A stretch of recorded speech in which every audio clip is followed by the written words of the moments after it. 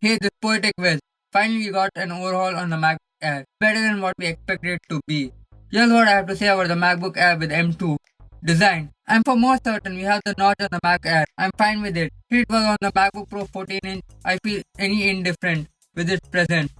I'm mostly happy that Apple got rid of the wedge-shaped design on the MacBook Air that I never happened to like for some reason. I do not know why. I'm delighted with the way this MacBook Air feels impeccable in its design.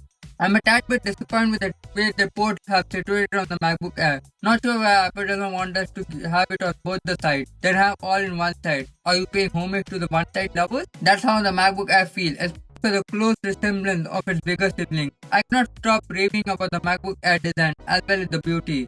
Battery life. MacBook Air wouldn't be any different from its previous version. In fact, there's nothing groundbreaking about how good the MacBook Air battery would be, since each of life as to how one might use MacBook in general. MacBook Air ports, they are fine if you look at it from afar. If you look at them closely, you'll be some need a dongle drive for at least two major reasons. Since the MacBook Air does not have the Type A port, it has an SD card slot. Not having an SD card slot somewhat is acceptable, but not Type A port, in my opinion. Rest of the ports are available for the MacBook Air and nice to have. Yet I feel they should have been placed on both the sides, since it would have been more convenient. Easy to work when you need it for longer duration. On that note, let's talk about the MacBook Air Screen.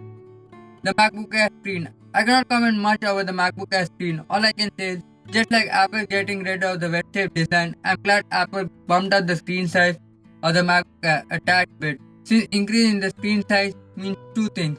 You no more need to squint your eyes tight, as well not care about how the screen feels tiny from afar, as well indifferent from close distance. It was necessary, especially the way we all are moving towards digital lifestyle. As well, everyone wants to own a Mac in their life.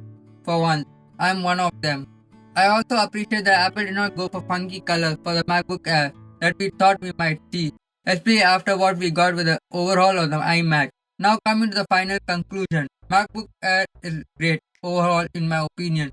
It's the MacBook Air I always wanted to see, even if we all might have different perspective about it.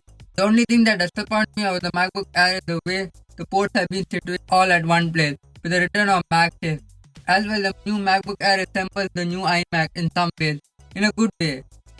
As well, I'm not happy with the baseline configuration of the MacBook Air. In no way 8GB RAM and 256 should be in 2022. In my personal experience using a MacBook Pro 13-inch, 256GB is not enough for whatever you might be doing with MacBook Air. The ideal configuration would be 16GB RAM with 512GB SSD.